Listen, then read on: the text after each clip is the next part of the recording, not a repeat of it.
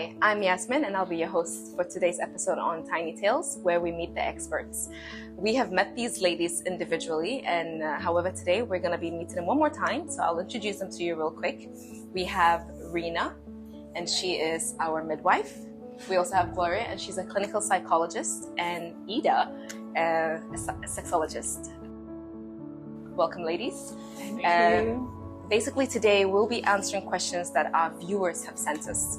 So I'm going to start running out a few questions. If our beautiful viewers have more questions as well, they can send it to us and we could try to answer those questions for them as well.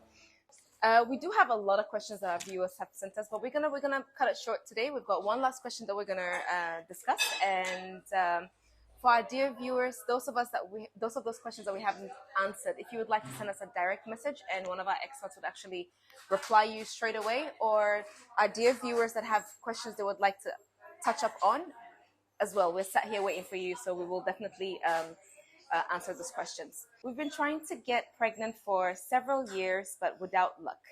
I can tell my husband and his family are blaming me. I don't know what to do. You can tell your husband and family are blaming you. I think it wasn't straightforward. My husband, and you can tell, it means you're assuming. So, or am I not getting it right? I can tell. Yeah, I can tell, because then we don't have an information that, oh, they are accusing me, and I don't know the steps. Sometimes we have unspoken words. Yeah. Thank you very much. I was gonna say. Yeah. And a situation like this, I can see how that is possible, where the mother walks, Yeah. or the father walks. Yeah, You know? you're absolutely right So- on that. So possible, that's They're how making she's her able feel to that way. tell. Yeah. You pick the cues from the body language. First of all, I don't want to do the blame work over here. She's a woman, and because women carry the baby, anytime a child is not coming, everyone is looking at the woman. But there are a number of men who are having issues with fertility. And so I don't know the kind of discussion or communication they have. They should sit down and talk about it. Exactly. Do all those tests. And then if it comes out that that's I don't want, can someone take it? I don't want to do the blame work or anything. But once you are open about it, and maybe it's not you, and you're being blamed wrongly, you understand, then you can find a way to communicate with your husband, for the person to also communicate with the family. I think women, when it comes to pregnancy, women, we do take a lot of the heavy weight, because we are the ones that carrying and even when it comes, not to kind of derail or something, when it comes to even family planning, why are women the ones doing the family plan? We don't get to disseminate our sperms everywhere. A man can impregnate 9 women within the 9 months that I'm pregnant. And yet I should do the family planning. And he should be, do you get the point? So in our culture, in our world, we always take that heavy load. It takes 2 to make a baby. Yeah. So if they haven't, because she didn't say it, have you guys gone through tests? Have you seen OBGY to know? Do you have, who has the fertility issues? Now, if that have been discovered and it's like, it's you, then now you need to sit down as a couple and then address your family if you want to. But if you don't do that, and then it's just, the moment you get married, the next, even right at the wedding, they are telling you The expectations exactly. are big. What is that baby coming? When are we expecting our grandchild or whatever it is? Yeah.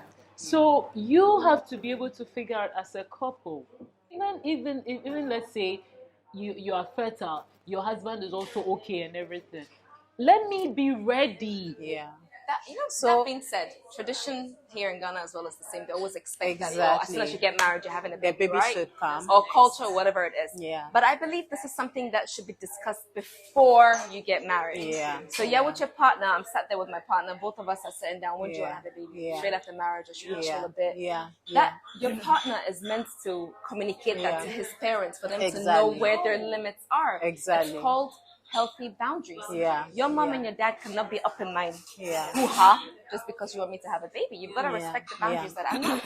we're not ready to have kids Yeah. now. Also, if Yeah. the blaming is true and the family is blaming, they also need to be very straight about their boundaries. That this is between Yeah, me and my yeah, husband. exactly. It has nothing to do with you guys. And when Exactly. we're ready, we're gonna communicate to you what we want to happen and what not. So to these happen. are boundaries. These are Yeah. healthy boundaries that need to be spoken of and set Yeah. before Yeah. you even Yeah. get married. Yeah. Right? So now you spoke about it and you've realized that, okay, you know what? We want to have babies straight after marriage. Yeah. And then it's not happening. As a supportive husband, that is how you came in, right? Because now this woman is your responsibility in a way.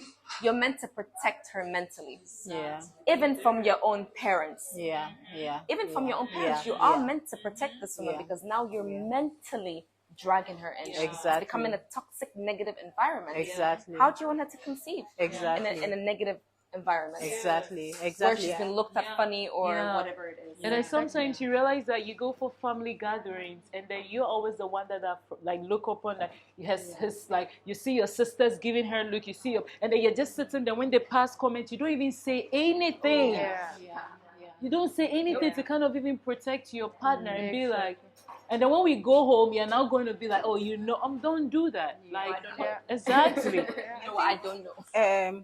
I'll just add by speaking to the lady herself, because as I was saying, I was looking at it from two angles, and when Rosina said something that really struck me, that there could be some couples that are really fertile, like they've done all their tests, nothing is wrong with both of them, but then the babies are not coming.